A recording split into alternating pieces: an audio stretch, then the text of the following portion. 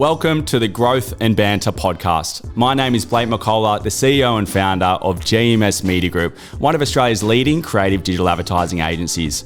This podcast is for any business owner or aspiring business owner looking to learn the strategies and insights to navigate today's complex digital landscape. For episode 2, I'm joined by my good friends Adam and Raquel from Who is Elijah, and we're going to talk about the secrets and strategies that they use to disrupt a flooded industry in the perfume sector. Hope you enjoy. So welcome, guys. Hi, Blake. Thanks for coming in your busy schedules. Yes. Always No time for worries. you. So I want to start. Who is Elijah, for those who don't know? Well, sometimes I say me, but I think the question that everyone always asks is where did this name come from and what does it mean? So in 2017, I went to Coachella with a group of my best friends and my new boyfriend, who's now my husband. And you've been there every year since, right? Pretty much. Except for the COVID shutdown years, yeah. I missed out this year. Yeah. I'll go We're next going year. next year if you want to. actually. Definitely. We'll go. But it was at Coachella that my friend Matt brought along a friend and she just smelled amazing, and it was a fragrance oil from India, and I don't know, I just fell in love with it, like really weird. I was only 23, so I didn't really care about perfume back then. But yeah, I just got addicted to it and like smelling it, and I wanted to smell like it. So when I got home, I bought it and then started wearing it around Sydney. Adam lived in Vaucluse, so we were hanging out in the East a lot. And I just had so many people coming up to me, like tapping me on the shoulder, asking what fragrance I was wearing.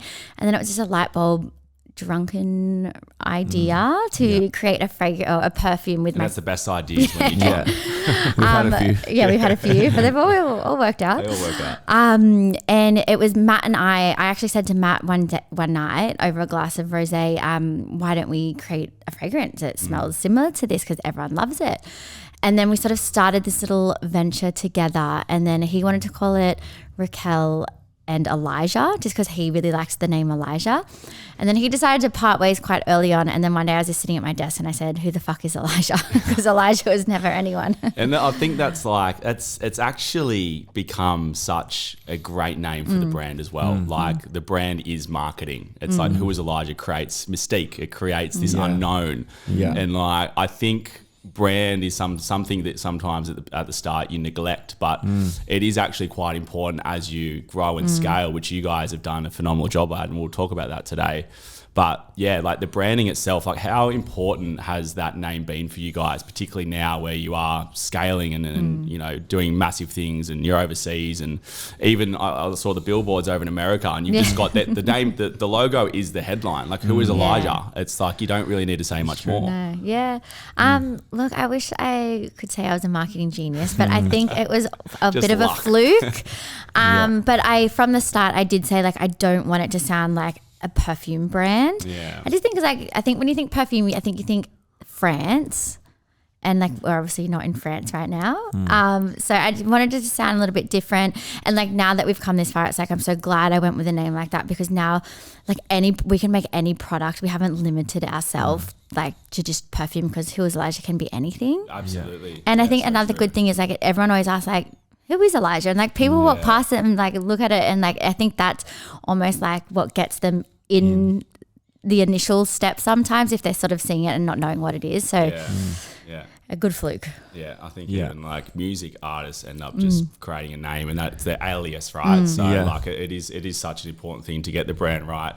And I feel like that's what's happening now, is that, you know, marketing and online business was all about getting results, but I feel now it's, you know, with the evolution with digital media, with AI, with video as well, like it has gone back to brand and community. And I think like that's why we're here today, to talk about how you guys have phenomenally disrupted such a flooded industry. Like aside from the brand, aside from you guys, you know, I know you, Adam, like since I've known you, you've always been like so entrepreneurial, and you've had a few other things going before joining Raquel on her journey, and you're such a hustler. Yeah. But like, what do you think some of the main events have been for you guys to really crack the perfume market? You know, it being such an established and flooded industry. I think at the beginning when it was just me, I think that no one else was doing it. Or, I mean, there probably obviously was, but like, can't really recall. From like a Just like from like a, not the Burberry's, not the Yes. big, heritage like the luxury brands. luxury There was like not that many brands. niche. Like of course there was Le Labo and Byredo back then, but they I were. swear I don't wear that anymore. Yeah. Yeah, you better not. But like in Australia, like I don't think there was anyone doing it. So I think that like niche, especially when I approached David Jones, really they wanted something fresh and new, and they really liked the smell. So I think that sort of helped us in the beginning. And then I really believe that we wouldn't be where we are today unless Adam joined the business, because I think I would have put us into bankruptcy 10 times. So I think Adam coming in with like, a lot more experience at running a business, and he's so good at just like picking something to learning it and really becoming like an assassin of it. Yeah. Like learning like how to do like our Facebook marketing. Like that's like, we wouldn't be where we are today. I mean, I've been really good at building the retail side of it, but I think like, we traditionally wanted to be a D2C brand, and I don't think I could have done it myself. Yeah, it's been when you look back over the last 2 to 3 years, like getting into David Jones was probably like a really pivotal moment. We were sitting at dinner actually in Cronulla at Salts Meets Cheese, and we were having a pizza, and we said to us, like, Raquel said, if I get into David Jones, I'm going to quit my job. And that was only like 3 years ago. Yeah. It wasn't. It's not that long ago in the big picture. Yeah, COVID was only like a year and it was like, almost 2020 just 2 years ago, right? Yeah. And I remember, we went to dinner because she got David Jones, and we cheers, and we're like, that's it. Tomorrow you're going to go and quit your job. And that was at Snatch It, right? And Or- Raquel yeah. was still at Crystal Brook, the sorry, hotels. and I was still doing kitchens and Snatch It and NTFL, and I was still like everywhere, heaps on. But Just had a baby. I was in Who Was Elijah, in the early days, just helping out where I could and building the garage so we could have more room, and like getting to the storage shed so we could have more room again. And then David Jones, and then Adore Beauty was a big moment for the brand that just gave us that brand credibility online. COVID happened, our wholesalers just stopped, and then online just kicked on. So we sort of had no choice but to really go full head into online, because our wholesale division stopped overnight. And I feel like Adore kind of like showed us that we can sell perfume online, because at the beginning I was like, oh, no one's going to buy it online, they can't smell it. And that was before we were doing like the sample vials as well. So fuck, we've come a long way. In a short amount of time. Yeah. And like sensory, I always, obviously with like so many brands we've marketed, it's hard to go out and just start advertising and marketing a brand, particularly if it requires a taste or a smell, like sensory items or things that you have to try, and that you have to try once before you like it. It's like you're buying it based on potential. So I think like even working with you guys in the early stages, I've seen you guys hit those milestones, and the common thread between like a lot of our successful brands and you guys is that I feel like those strategic partnerships you guys have aligned yourself with, and the content is so spot on right now as well. Like seeing it all the time, and it's just different. You've got the diversity going on. I remember when like we were helping you guys at the early stages, like we weren't offering creative, and you guys didn't have that creative sort of like down pat Didn't yet. know how to do and it. it's such a key thing. It's like brands think that you can just go out there, even in a year or two. It's like such a short time in business, and just start adadvertising and have like a few photos. It's like it doesn't really work like that anymore. Particularly with the complexity of like TikTok and reels and stories and news feeds, let alone billboards and traditional media. So like, talk us through how you guys have been able to keep up to date with all that content to sort of, to sort of scale the brand online. Yeah, well, we started to build out our team, once we really went to online. We brought in Jazz, she's now the creative and content manager. She started in the warehouse. She just had a really good, brain for content and the way that the brand should be perceived by others. We just let her free run essentially, and she's just done amazing at really just putting the brand in a spot of the right demographic, the right content that suits that. She's very like meticulous about, no, that doesn't represent the brand. It's not getting posted. And Raquel, that's good. Something that like has probably been looked over is that the brand really kicked off once Raquel put her face behind the brand properly. Yeah. And to anyone listening, you know, people that when a brand has someone that attaches themselves to the brand and becomes the brand, the story gets much more interesting, right? And when there's a story behind it, and yes, the story evolves as Raquel or that person evolves. And now we've sort of, you know, when Raquel decided that was it, and she just put volume of content out about her and the brand and the kids and the story and the products and everything, took us to that new level, right? Because we didn't have to create content. We were just documenting content. And, you know, it's such an easy way to create content at more scale if you're documenting instead of having meetings about creating. That's so true. It's like you're doing it as you go. You're almost documenting your journey, right? And like I've seen it where we're even out, you know, for a lunch, and if that product's with you, you can create content anywhere you are. It's so like you have little, you know, perfumes in your pocket, and you just like you can literally create content on your phone anywhere you are. And I think that's like a really important point, is that brands probably just think, oh, I need to do this whole photo shoot, and you know, every month I need to get these professional, and there's always a time and place for that. Like there is definitely a time and place for professional photo shoots and video shoots and getting influencers on there, but don't neglect the everyday content that you guys are doing behind the scenes and living your life and being out overseas and at lunches and at barbecues. That's what performs the best for us still, isn't it? Yeah, it's the raw stuff. It's the authentic stuff. The videos of the girls in the warehouse, just, people love that. Packing orders or filling products and, you know, having fun down there. It's, you know, people have gotten behind the brand and somewhat recognize the girls in the warehouse through the content, and, you know, everybody sort of has their little part to play in it. And we were doing content, getting everyone on board it. When we're doing content shoots in the office, it's like someone just comes down with the iPhone and there's 30 people down there to choose to make content with. So it's easy. Like you. It's like you're today, you know. No, we give them a choice. There is, and then there is this like much more branded element that is equally as important now as we sort of found our feet and people recognize the brand a lot more. We have to sort of stand up and not be this just, you know, warehouse content of the girls. We have to represent a product and who we are trying to be. And that's when the discussions come in. But having the ability to make that content quickly and then feed it through ad accounts and write copy and do it all in-house, that's where the speed comes into it.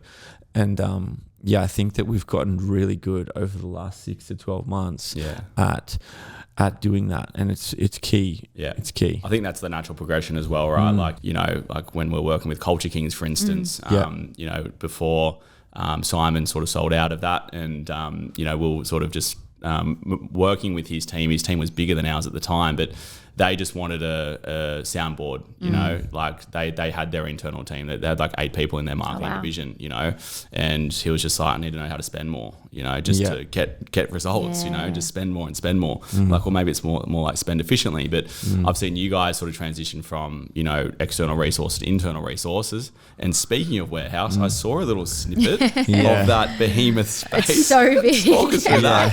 Where is that? It's just in Tarrant Point. It's around the corner from where we were.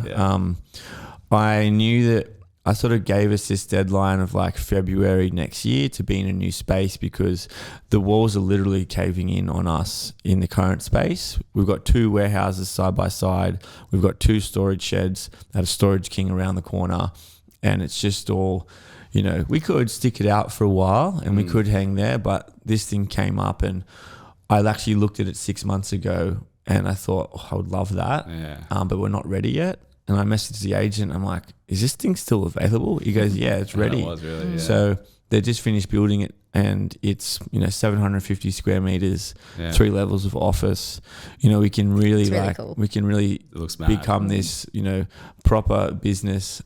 You guys are already proper business. Yeah, it's going to go to another level. It's going to go to a new level. I think we're just ready for that next level. Gives the team this motivation in this new place, that, you know, new levels and new expectations and a new way for us to be who was Elijah. So it's super exciting. Awesome. Well, Grown-ups. I'll be back down in Cronulla in 6 months. You will I'll be stopping Come by. past. Yeah. To get you a having lunch desk. at Bobby's. Lunch at Bobby's. No more salt wines and cheese. No.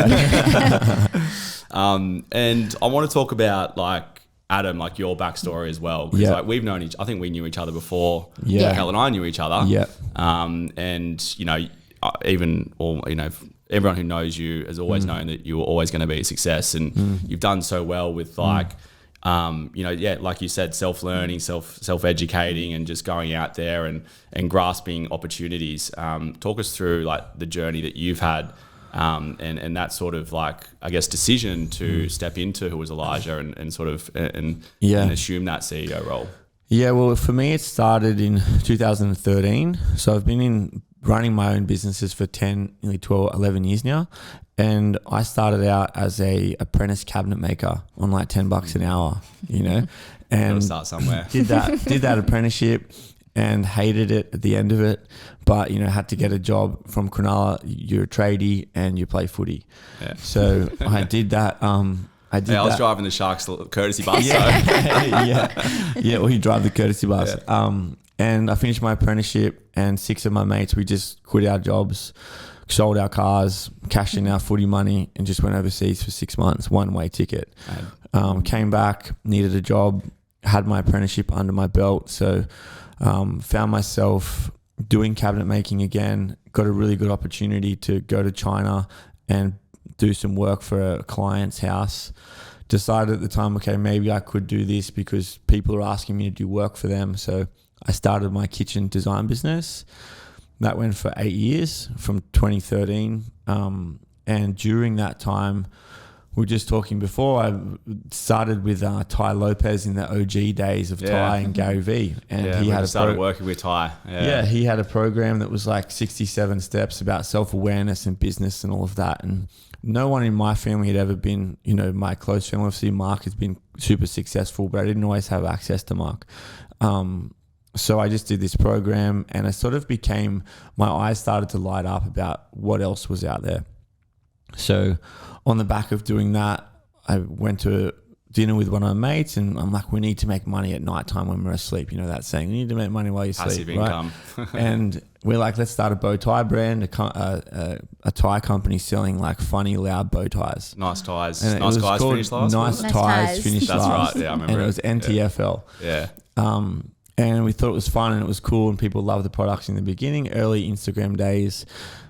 I got that into a partnership with Gary Vee and Vayner Sports, flew to America. Oh, I remember that. Yeah, so Gary put a short story out, and he's like, I need an accessories company for Vayner Sports. And I just DM'd him back. I'm like, I do accessories. and he's like, yeah, come meet Tyler. So we sent him the product, and it went over there, and we started we had a contract with them for 12 months to give like 6 of their NFL athletes bow ties for the whole year of the NFL season. And that kicked off a little bit. It didn't work amazingly, the influencer side of that transaction. On the back of that, I'm like, we need to be able to transact in a piece of content because this influencer marketing thing wasn't working. So I started an app called Snatch It with my brother, where you could create essentially add a product to a piece of content, and that piece of content would turn into a website, and you could use that URL anywhere and transact inside the moment and share it and all that type of stuff. And that we got that to about 200 retailers, about 10,000 users, tried to get funding for it, and it just failed. Yeah. Just straight up put a line through it was done. So I was still going through kitchens and NTFL at the time, and it was all happening at the same time. Raquel had just kicked off with Who Was Elijah, and I decided that I was going to sell Be Inspired Kitchens. So I sold my kitchen company, which was a pretty cool thing to do at the time. And Who Was Elijah started to need me. I was sort of still hopeful of Snatch It and NTFL, and I just had to like call a spade. Sometimes you just got to call it. It was like yesterday as well, because I remember helping you helping me out here in the office. That's right, yeah. And Raquel was doing so well, and I started to realize, okay, this is going to be something special. So I just threw it all in and came and helped Raquel from like 2 years in. You know, officially 2 years in, I came into the office, and we're just saying in the car, like I love it so much. I love the progress of it. I'm like, you know, it's just me. Like I just love being, in control of that there. And it shows as well. You know, you guys have that like instinct passion for the brand. Yeah. And so it's been 11 years for me, like in the trenches with business. It's not like 2 years. Like there's no overnight success. There's no overnight, and I think that, is this the easiest one? Yeah. This has probably been the easiest one, and it's as you said also the hardest, but on the back of a good brand, and a product that's in demand. The other companies I had didn't have products that were in demand. It's like a really key football player working with a bad team. It's like there's only so much you can do. So much you can do, and this is why I'm so like grateful that the product is what it is, and that Raquel built the brand from the beginning by fluke the way that she did, because it is in demand and it is being spoken about. And I know what it feels like to have brands and companies that no one cares about. Yeah. So that's why it's really, powerful, this thing at the moment. And I think you guys, like, I want to get into like now you guys working together. I'm sure a lot of people see, couples or husband and wife situations working the same business as scary. It can lead to problems, but you guys make marriage and business look really easy, and you have fun, and you've got 2 kids, and you travel the world, and you probably go out more than anybody. I know you're settling a little bit more now. No, I'm joking. But I want to talk about the balance of all of that. Like having kids, having a successful business, a thriving business, and being able to still enjoy and have that work-life balance. And I know not only important for you guys, but to instill that into your team and have that culture, which I can see that your team has hands down. Like Adam, I know you're out, like I was out with you with your team, and you just like to go have fun with your team. Like that's pretty hard to find a company that you're leading and you're able just to go out on the weekend and have fun for the sake of it. Like, talk us through that whole dynamic of how you guys have just been able to crack that code outside of like building a great business, like marriage, doing it all together, work life. How do you do it? What's your secret? Well, there's no secret answer. No, I think there's quite a few things. So starting with like the marriage and the kids thing, that old thing, it's a great support system. Like Adam's mum is just, I don't think we could do it without her, to be honest. She's very helpful. Yeah. But again, we sacrificed a lot of the kids when we first had them, because I put them in daycare at 10 weeks old. Not many people do that. I think I probably got talked about a lot for doing that. Yeah. But I just decided like I wanted to work and I wanted a career. I now looking back on it, I was too young having kids at 25. Like I now feel ready to have kids, and they're nearly 5 and 2. But I think again that naivety, it was like, oh, what do you mean I shouldn't just put them in daycare? Like it's fine, they're well looked after. So I think that was really helpful. It got me back into like what I wanted to be doing. So there was no like animosity between us, I think. And then Adam's mum being really helpful. And then Adam's amazing. And then I don't know, it's going to sound so corny, but we're just best friends. Yeah. Yeah. I think there's like, when we decided that Who Was Larger was going to be we're going for it properly. Just like I wanted her to succeed, and this is before I was like completely in. I was like, of course, like go as hard as you can, let's use all the money we have and just go for it. So I always wanted that from the beginning. And I still have this great respect for Raquel, that it is her business.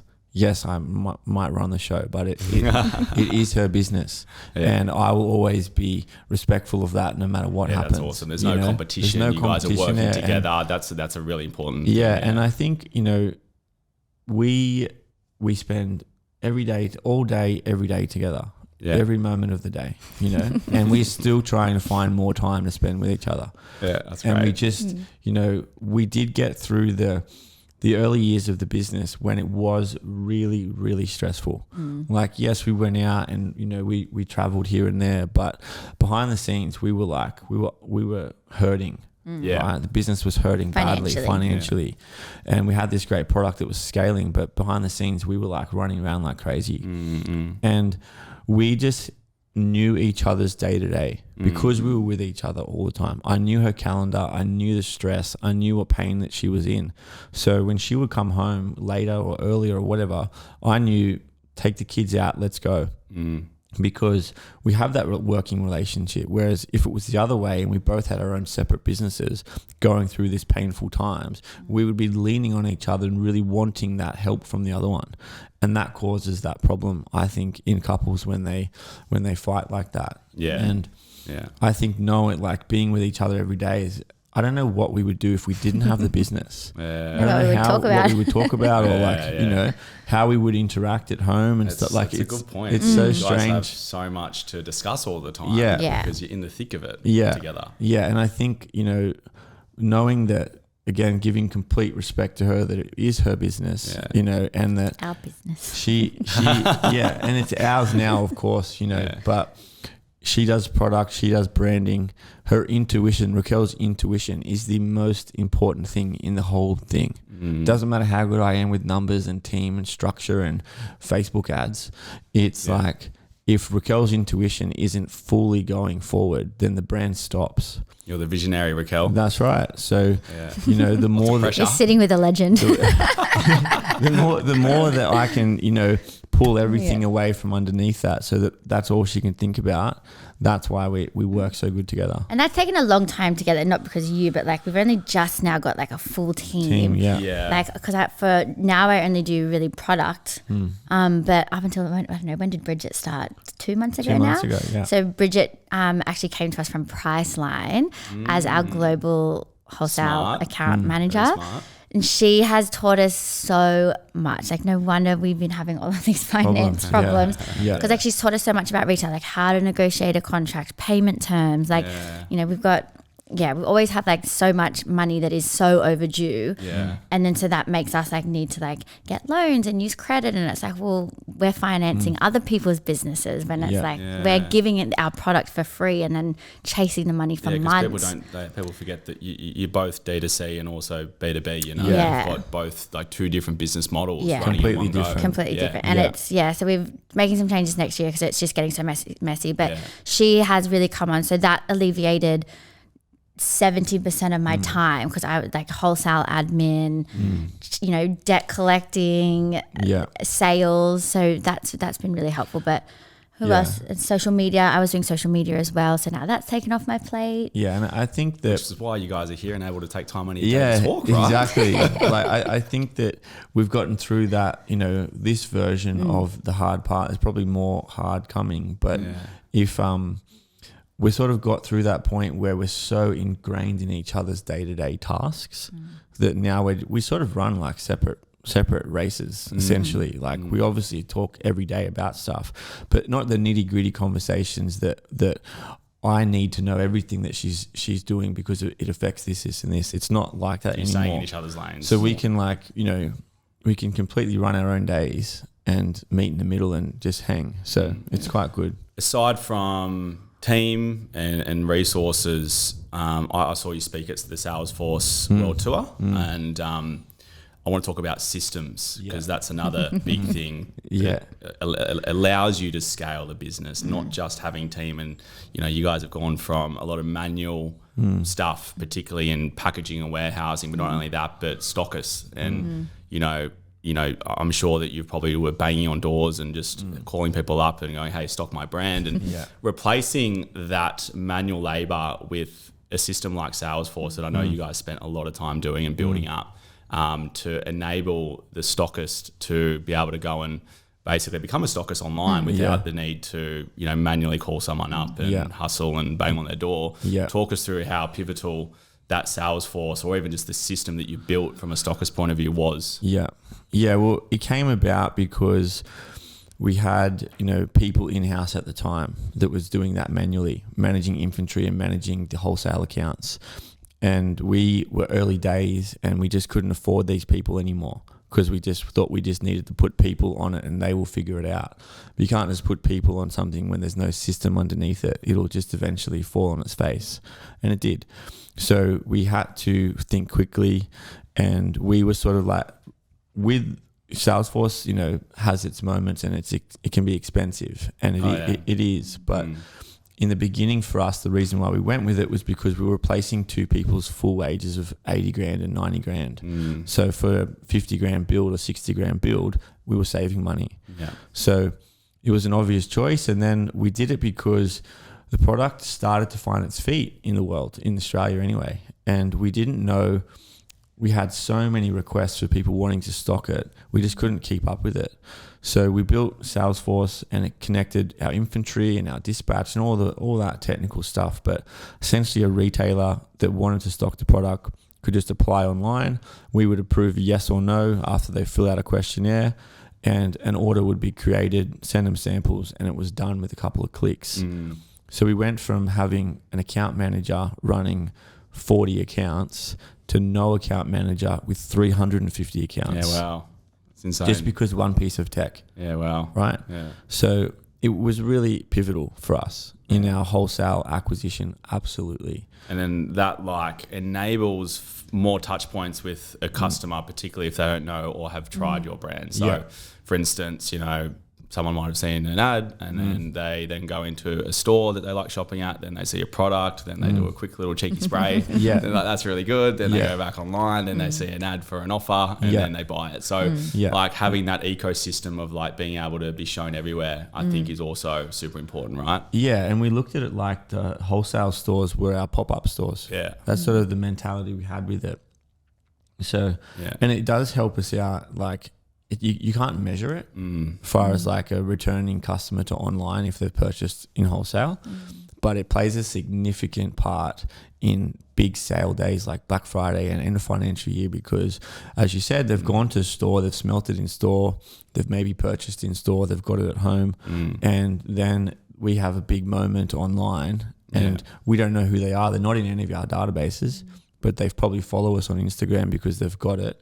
And all of a sudden we just get this new customer that is actually a returning customer that we just couldn't track because they went through wholesale. Yeah. Let's get some product out. Let's try some of the next to you. over here. Okay, right next to me.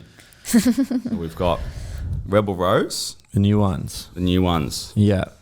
So I think I've only smelled this once. I know Kirsten likes this one. Yeah. My favourite's Wall Street. I brought you Wall Street, the other one. So that's Nomad. That's a gun one as well. So Nomad was your bestseller, right? Still It is. still is. It's still your bestseller. It's still a bestseller. Yeah. Can't be beat. Yeah, wow. And then what's killer? Because we're in the middle of Black Friday right now. Yeah. Like today is Yeah. Black Friday, Monday, Cyber Monday. Yeah. I know there's a big lead in time to that. Like what's killing it at the moment? Nomad. And then is it Morning After or Rebel Rose? Nomad and Quick. That'd be good for the audio. Oh, they're very tight in there. Very tight in there. You squeeze it in for me. Yeah. Nomad's killer and Rebel Rose and Wall Street. Yeah. That one's the best. Yeah, Wall and then Street's my favourite. the new But you one. can mix the Wall Street with the Rebel Rose, Yeah, right? yeah. Yeah. It smells better. Yeah. I just smell, I don't know, it just gives it a bit of a twist. You do a Oh, yeah. twist. Yeah. It's really I see what good. you're saying. And the new one is Ocean Eyes. So But I want you to try the little 2 ml samples. So we haven't This launched. is a new one? Yeah, I Oh, don't think I've shown you Ocean yet. Eyes. Okay, no, I've not seen this I one. feel like you'll really like this one. Okay. It's quite masculine. I like how you've like purposely got the color blue in it as well, so it Yeah. looks like the ocean. Yeah. Like how purposeful is the colors of the Rebel Yeah. Rose was the first one that we actually dyed, Yeah. like put color in it, just because it wasn't a very nice color naturally. Yeah, that's nice. It's nice, That's really hey? good. Yeah. Yeah, I like that. And then I just feel like Ocean Eyes just had to be blue. And who come like because like since the first one, which was his, her, and her, and I loved his, her. yeah. And then you just seem to keep creating like better and better and better Yeah. ones. Yeah. Like not that none of them are bad, but Yeah. like how do you keep coming up with all these amazing scents? Like how's the sort of research go into it? Like who's the brains behind it? Obviously it can't, like I'm sure you've got a big part to play in it, but like there's got to be at least a bit of a team behind like coming up with these ideas now, right? Well, how long has it been since we started working with Brad now? Is it coming up to 2 years? Yeah. So coming up to 2 years now, we started working with our current perfumer, and he's so good. Like his dad was a perfumer. He does, so Brad does flavors and scents. So like he does the flavors for some of Australia's biggest like food brands. Food companies, yeah. Companies. I don't know, he's just got this nose. He travels around the globe like every 2 to 3 months. He's in a different country, bringing like sourcing ingredients. And I mean, he is really like the pioneer behind the fragrances. I'm not going to try and take the credit for them. But he comes to me and like I went and saw him last Friday and he had 12 fragrances for me to smell that he's just working on. And you know, I don't always love them all, but it's also not always like, here's a fragrance, do you want to make this? It's like, this works really well with this and these are the fragrance notes and I think we should mix this. And it's a full science to it. There's such a science to it. And he's just brought on another perfumer, Ivan from France, and he's so cool, he's so funny good. And I mean, he's from France, so of course he's good at perfume. So I mean, Brad is definitely the pioneer behind it. But I mean, we go overseas and we'll smell, you know, maybe like we're staying at a hotel, we might smell like a body wash and it's not even a perfume, and we bring it back and we tell Brad like make something like this. And I think what's important, she's probably being modest here, is that doesn't matter how many samples Brad puts on the table, Raquel picks one. Yeah, okay. Right? Or two at the time, or whatever it is that we're going to launch. And she commits to it because she smells it in that moment and is like, that's the one. And then it will turn into Nomad and we'll sell 50,000 units of it. Yeah, wow. It doesn't then come to, you know, a board of discussion or sample or like, you know, at scale sampling or any of that.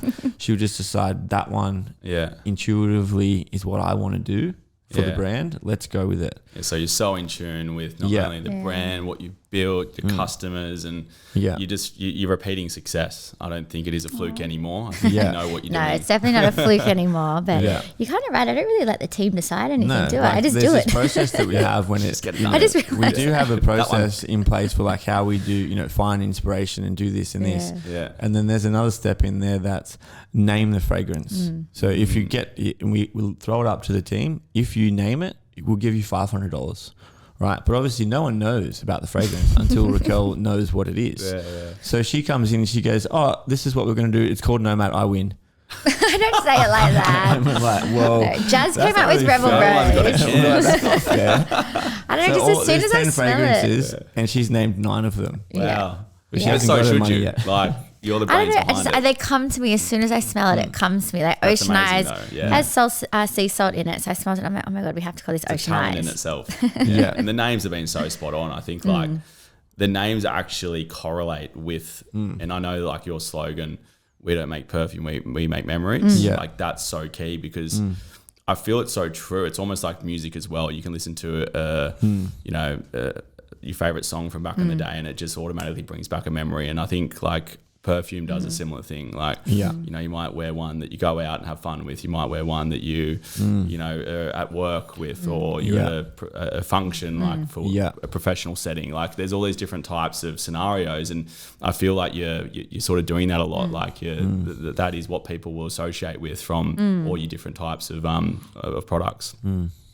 It's so good, but you guys are obviously like, so many people look up to you on a great level with everything you've done so far, but you know, it's not all glitz and glam. I know what you see on Instagram is not necessarily what goes on behind closed doors in the warehouse, and now the Juggernaut warehouse soon to be. That's what we should call it. The Juggernaut headquarters. I like that. Like, what's been some of the challenges? Obviously there's, you know, a bit of adversity that you mentioned before, Raquel, you know, with managing finances, you know, I can completely relate to that as well, running a business and growing and doubling the team. And you just, without having that like forecast, it's very hard to scale without hitting road bumps. Like what do you feel has been some of the biggest challenges for you guys?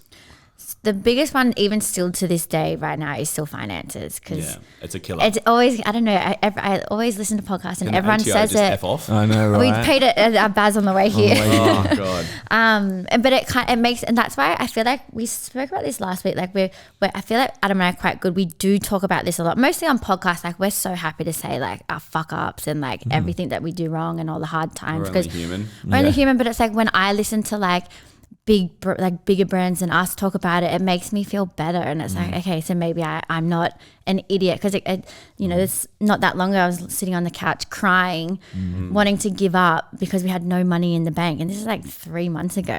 We had sold a lot of product, but no one was paying us. So it's like, you can. I think from an outside people, and a lot of our friends say to us like, "Oh, Raquel and Adam, like they're loaded." It's like, no, like we're not. It's funny when you say like when you hear you're killing it. Like I used to get that, and it's just like, no, I don't feel like that. I don't feel like that. No, I don't feel I'm successful whatsoever. So it's like a bit of an imposter syndrome going on there, which I think is very common, particularly the more successful you become. We had challenges with obviously finance, but we tried to scale in places probably too hard too soon, I think, and we chose some partners to do that with, like to launch into the UK. We had a big problem there. We signed contracts that we didn't know how to read properly, and you're still early days. You don't have a legal team. You just sign it because you take their word for it, and ultimately you can get really badly like fucked over if you don't know what you're doing and you don't know what you're getting yourself into. So we signed a really bad contract with a big company to launch us into the UK, and I was on a call last night trying to get out of it still after a year now. It was a year ago that we signed the contract. So that's been an ongoing challenge. I think that some, agencies, I know you have a great agency, but some agencies after we moved from you to others, we just had some bad experiences with people, Majority are fucked. Yeah. And I spoke on a podcast the other day about it, and I talked, to some bad agencies, and I talked about you guys and how, you guys are just doing so well, and it's not all agencies are bad. No. I do think that the majority are bad, to be fair. Agreed. But most aren't even agencies. They're probably just someone sitting behind their computer at home calling themselves an agency. The barrier to entry is so easy to build a service agency business. You're trading time for money essentially at the start. So we made some wrong decisions on that. And I made those decisions and I put us into those problems. But it's sort of brought us to where we are through, leaving some of those agencies and then doing things in-house and just being fed up with the bad results and being fed up with the bullshit excuses that we were getting from people to just like, you know what, fuck it, I'm doing this. And I think that when you look back on some of those really hard times, the cliches, they make you don't see it in the moment. But, when you zoom out and you look back, you're not like grateful for the moment, but it actually like it's helped you get to where you are. They're necessary mistakes to make in order for you to grow. You just don't see it at the time. For sure. It's like us, we take the wrong brand on sometimes. And then that becomes a disaster. It can actually cause staff to not want to even be there. And I think like, it's certain agencies are fit for certain businesses at different stages of their growth as well. Like even when we were working with you guys probably 3 or 4 years ago, it seems like a long time ago. It was very early days. We only did ads. There was no creative, I think if I put myself in my shoes 3 years ago, there's probably a lot less that I knew then that I know now. And then now we've got resources to be able to do almost everything, but still sticking to our USP, which is media buying, advisory, management. But like being able to assist brands with content, with okay, your website's shit, let's get a new website, with your back end systems and support, your email marketing, like design, copywriting, like there's so many elements there. And I think it's important for you guys to align yourself with the right people that have those resources in place, and now you've got the ability to do it in house. It's so key, and I think that it's not just about ads. No. I say it all the time. It's like ads ain't going to solve your problem. I used to think that they would. The ad, and that's the thing. How good is your email follow up? How good is your text message? How good is your website? How good is your team at making content? And how attached are you to certain results that you need to let go of? We do more advisory and leadership and like stuff outside of the ad more so than we do in the ad. Like the ads are just it's a commoditized thing. I'm not saying that it's an easy skill. Like our account director Matthew is easily one of the best in Australia at doing it. We've got a great team, but if we didn't have the advisory component, and all of us have grown to be able to advise a business as a whole now, which has helped with retention so much. Like But yeah, it's not about the ad. But like everything that you guys have done has allowed the ads to be successful. Yeah. You know, like everything we've spoken about today, plus all the other stuff you're doing right now, and we're in the middle of a huge sale period right now, and like the ROAS you guys are getting, it's phenomenal. Yeah. Right? 50x. You know, it's not just from clicking a button. It's like it's that brand has allowed you to get 50x, right? Yeah. Aside from obviously placing great ads. Yeah, I think that it's you know, leading into Black Friday, I said, you know, to Raquel, you know, I put a lot of pressure on myself and the team to see how hard we could go at an event like a proper Black Friday. Last year we sent a text and did an Instagram post, and I don't even think we had an ads going, right? So like, and we still did really well, which means the brand is strong. Yeah. But this year I just wanted, obviously I'd learned a lot this year about structure and campaigns and how to actually put spend behind things and how to manage the money and manage the accounts. And I just knew I've got quite a decent appetite for risk within reason, and I'll just push and see what happens. I have the support of my wife, you know, who is, you know, part of the business as well. So I know that I can push these buttons and pull these levers, and she's not going to divorce me, or she's not going to, you know, tell me to stop, because she believes that I can do it. Or if she divorces you, she loses her CEO. Yeah. So, yeah, I think double whammy. I think that, you know, coming into big sale periods like this, what you do outside of your ad account over the 6 months in the lead up, not that you should be like 6-7 months out, okay, let's build our list for Black Friday now. It should just be normal business as usual. Like, what are you doing to create brand? How are you being different? And how are you acquiring customers daily in business as usual so that you can capitalize on these events? Like, we only run, you know, a hype phase ads for 4 or 5 days before the event. So you've got those 4 or 5 days, and you're really targeting like your middle of funnel and your bottom of funnel to get those repeat customers in. And then you're relying on new customers through 2 or 3 top of funnel campaigns. Yeah. But your spend goes to bottom and mid because you're trying to get them in. Top of funnel is sort of spend less. But on the day we had 80% new customers. So that means, where do they all come from? They came from buying stuff from our wholesalers.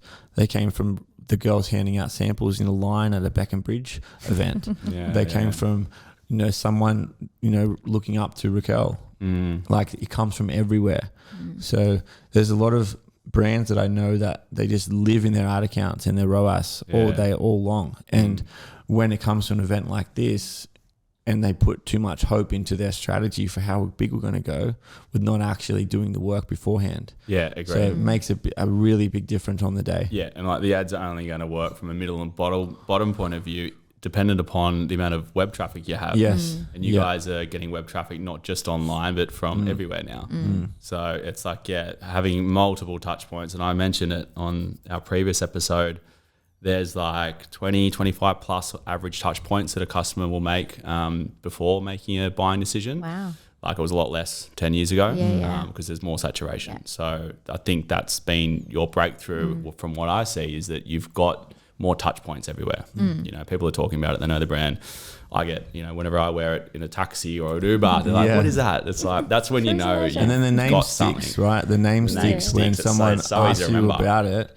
What are you wearing? And I get like guys DM me all the time saying, hey man, I bought your fragrance and I was at the pub and this guy come up to me and asked me what I was wearing. And I find that so like so cool, interesting and cool. And the dynamic of 2 guys that don't know each other appreciating how they smell is like, I think it's cool. My mates work on I'm smelling fantastic right now. I've got a mixture and I'm smelling good. Best I've smelt. Like, if you could do it all over again, if you could just hit the reset button and go, we're going to create the same brand, whether you call it the same or not, what would you do differently, knowing what you know now? I would keep the name the same. 100%. I wish I started with this packaging. I didn't mind the old packaging, but when you did the new packaging, I'm like, oh yeah, 100%, sold. I think that might have would have. I can't talk. Might have would have helped. Might have would have could have worked. Might have would have could have. It's Friday. Might have I don't know, got us into luxury retail a little bit sooner. But again, we probably wouldn't have been ready at the beginning to be in luxury retail or have the cash flow. So I don't know, honestly, maybe not change anything. I mean, definitely would have signed contracts. If anyone listening, do not sign anything. We've got a rule now. We won't sign anything. If you want to work with us, it's contract free. Oh, really? Well, as much as we can, because like if you have a service that you think is so good, then let's show it. Like, show us first. Yeah. I don't know. Just we've been burned so much. I think for people listening, like a boring thing that's really important in the early days is that your relationships with your suppliers is massive. So we were paying for stock up front from China, our packaging and our bottles and whatever, paying for stock up front and then waiting for it to be 50% deposit, then they start making it, and then it leaves China, and then you pay, and then it's 4 or 5 weeks on a boat. So you've paid for stock that you have no ability to sell, and you're so far behind. And then you give that stock to wholesale partners that are on 30 days and 60-day terms, and you literally burn your cash in 6 months. Yeah, it's crazy. gone, Yeah. and it's actually cash you don't even have. It's almost all on loan. Yeah, well. Right. Yeah. So your relationship with your suppliers, getting them on like 60-day terms from delivery, so that you can have time to make the product and sell it and then pay them back. Like things like that are really big movers in early days. Yeah. We've only just come good. Which we don't even have that yet. We're hopefully about to, but we're not too bad now. But that took like 4 years. It took like 4 years to get and to I wonder that if we point. would have even been able to get that at the beginning. Probably not. No, well, now that we have leverage because of the volume, we can go back with that now. But I think like that's a big thing that we didn't dive into earlier. Obviously the brand was really strong. I think, building the team, I don't think we would have done anything differently, to be honest with. Obviously we went through pain, but like I got us here. it got us here. So nothing major that we would change. No regrets. No regrets. I mean, there's regrets, but they got us here, so it's okay. We all have regrets, but we just bury them. Just move on. Sweep it under the rug. Sweep it under the rug. The rug's getting a bit full. I want to talk about culture because we've spoken about the team, and just how good it is to have a team who you guys get along with, and they seem like they're all your friends right now. Hiring as well is also often quite a hot topic. I know, like off the back of COVID, it was really difficult for a lot of companies, even ourselves, to find good talent, and you're often left with sometimes mediocre talent that you're sort of between a rock and a hard place with, and you sort of want to get rid of them, but you can't find other talent. Like you guys are now 30 strong in the warehouse, or moving into the juggernaut. How have you guys been able to the recruitment process, like who's doing that, because I think that's a job in itself, that's something you can bottle up. I think recruitment. But how have you been able to sustain culture and the quality of talent? Is it just your friends? Like, you're going out headhunting? We've only just started to get like office admin staff most recently, but at the beginning it was all warehouse staff, so like our production, filling the perfume bottles, packaging, and that started with hiring Kiki. It's so therapeutic to see all the packaging happen as well. That content's great. I worked in the warehouse the other day, actually. It was really fun. I hired, my first employee was my friend, and then she, when we started growing and she needed help, so she would just find a friend that wanted to come work, and Brie, and then is there anyone else from back? Anyway, so then it sort of started like that. So they're not, most of them now weren't our friends, but they have become friends now, which is nice. So the warehouse has been easy. We've never put an ad out or seen a resume, to be honest. I mean, no one's worked at a perfume factory before in Sydney, so you're not going to find anyone with experience. Yeah, true. But then in terms of the office roles, we're not good recruiters. I mean, I'll put my hand up. I've said to the team now, I'm not anywhere near HR. I'm not hiring anyone. It's not easy. It's not easy. I know you're really good at HR. Yeah. I've also made mistakes with it too, though. HR is a huge draw and suck from a business owner. Like, you don't want to get involved in it. No. So we've actually just started working recently with my old boss. She was the director of HR at the hotel company I worked for, and I was her assistant, and we just remained friends. And then we've always stayed in touch over the years, and she just started working back with us. So she's going to help us recruit roles that we want to hire for now, and I've just sort of said, whoever wants to hire someone from our team plus working with Laura, they hire together. So it's like you got that, you know, she's probably 13 years experience now. We have an advisor, Paul Waddy, as well. He's like amazing, works with G'd Up. Yeah. He's works with Mason DeSabo, and he's had lots of big brands that he's worked with. One of the OGs at Chopo back in the day. Yeah, Jane Lou. With Jane. So he's in our office once a month. He was with us yesterday, and you know, he jumps on these interview calls and asks questions that we don't know how to ask, and he's very like, you know, protective of us and the brand, and he doesn't want anyone to come in that he can see immediately that might be a red flag. So it only takes one person as well. It only takes one, and toxicity. I think from like a culture perspective and how we keep it fun is like, I mean, I genuinely care about their careers. Like, I want to see them succeed. And there's this sort of old mentality of you work for me and you do what I tell you. And I just think that that's bullshit, to be fair. And I genuinely feel when I come to work for them because they have chosen to choose us as their career path. They could go anywhere else. They could sacrifice their time for money anywhere else. And they've chosen, we've allowed them to do this, but they've chosen us. So we have a responsibility to them to grow them as individuals. And I genuinely put a lot of effort into all the girls individually, and it means a lot to me. Like it's as important to me as making the numbers. Yeah, that's a really good point. It's like, what can I do for you guys? Yeah, like that's one thing that I always say to everyone coming in and out of GMS is like, whether you're here for a short time or long time, and you know you shed your skin with different team members over time. It's just natural. It's what happens. You can't expect anything to last forever. Yeah, but I always say, so long as you're walking out of these doors learning something, you know, so it's like the learning for us is key, because you learn so much within an agency and working across multiple brands and doing so much like manual service labor. And I think for you guys as well, it's like that experience that you guys are providing, the culture. It's like having that ability to go, you know, so long as you're walking out with something that you can take with your career. And I think like going into the new office, like I don't want to be on the top floor. Like I'm going to be on the middle floor. And how boring, man. Like, I don't understand people sit in the office. All the girls are going to be up the top because I don't want to be up the top. No. Like, and I think that's important. And when it's like a weekend and they've got one of the birthdays on, like I'll go there as a friend and we'll go for drinks and we'll have fun and we'll party. And it's just like, we're just all friends. Yeah, that's awesome. And like going to those things for them is fun for me. Yeah. Like I'm going to start hijacking them. My mates have got things on. I'm like, I'm going out with the work girls. Yeah. That's awesome. That's so good.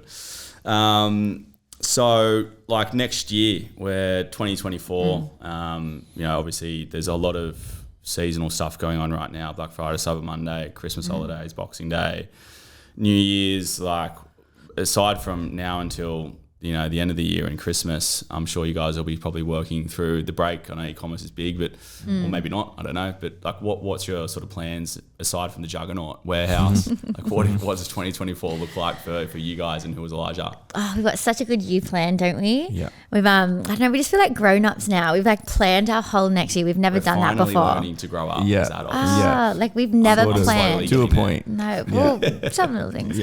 But we've like pretty much planned out the whole year next year in terms of like new products, amazing fragrances coming out, different products. I'm going to do, can I say it? Yeah. We're going to do like a lip balm. Ooh, teaser. Yeah. We're going to do Elijah Home. Like we've got so much going on.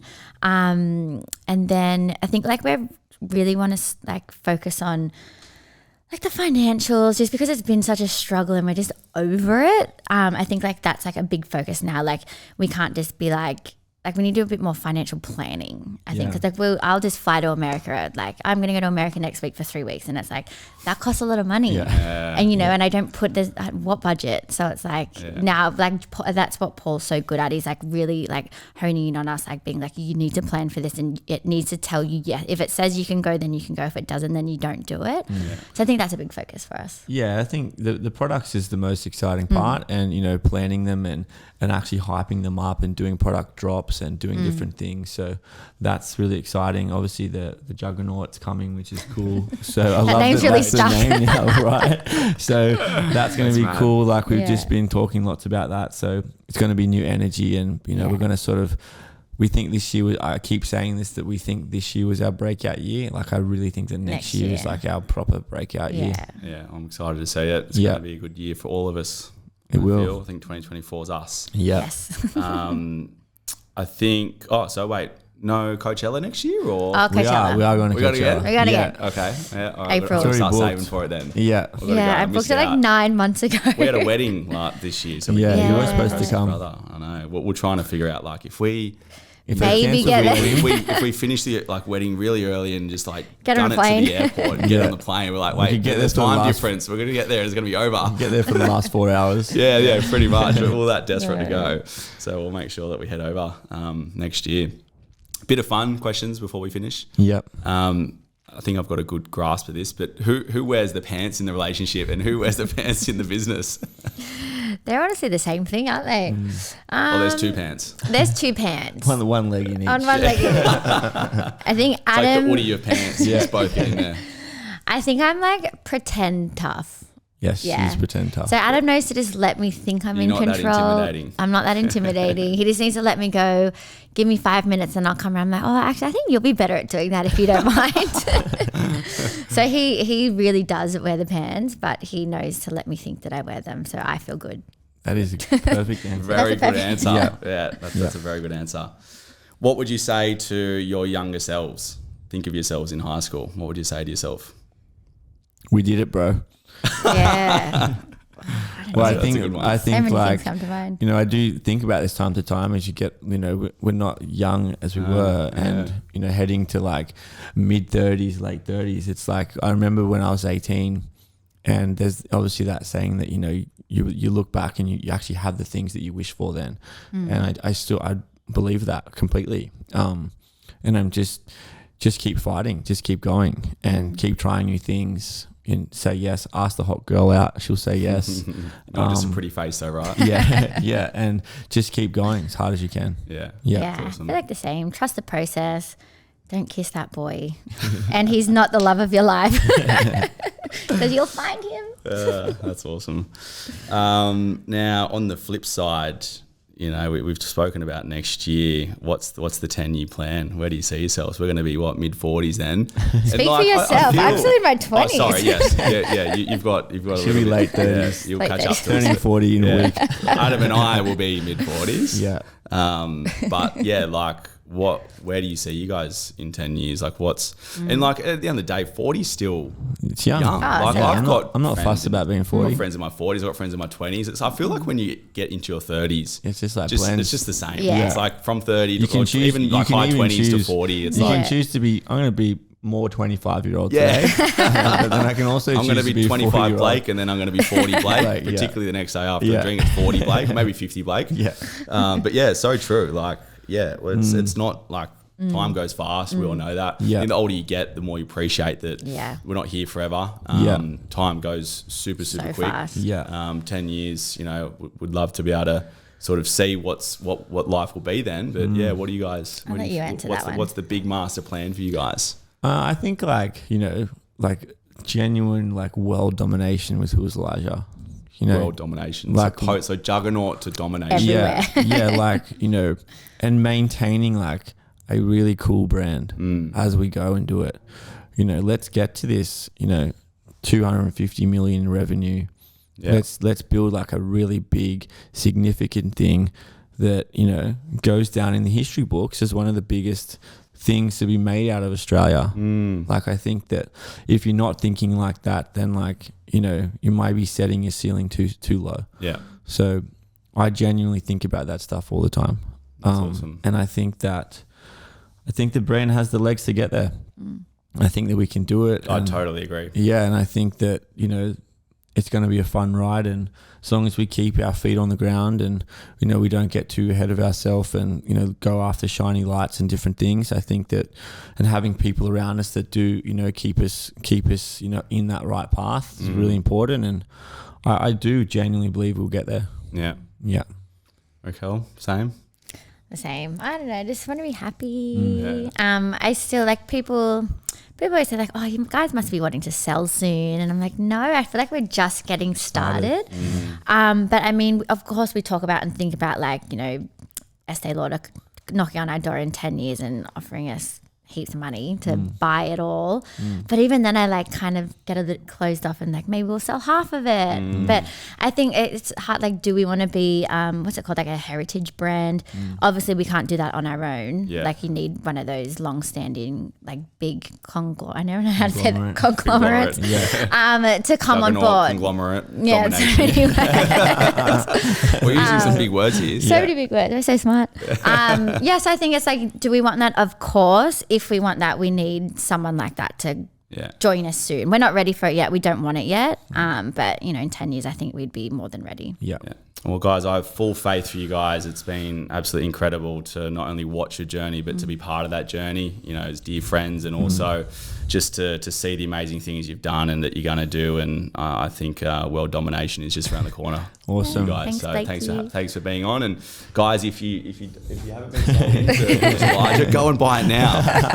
40% off store wide Black Friday before it runs out. Thanks, guys. Thank you. Appreciate it.